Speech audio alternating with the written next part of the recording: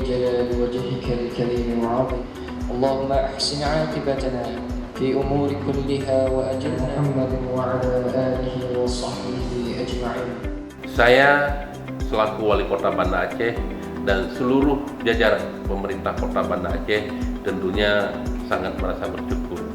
Di tengah-tengah pandemi COVID-19 ini, kita bisa meraih penghargaan yang diberikan oleh pemerintah Provinsi Aceh, yaitu Anugerah AMI atau A. Majid Ibrahim yang ke-6 tahun 2020 ini, yaitu sebagai kota yang mampu menyusun rencana kerja tahun 2020 terbaik.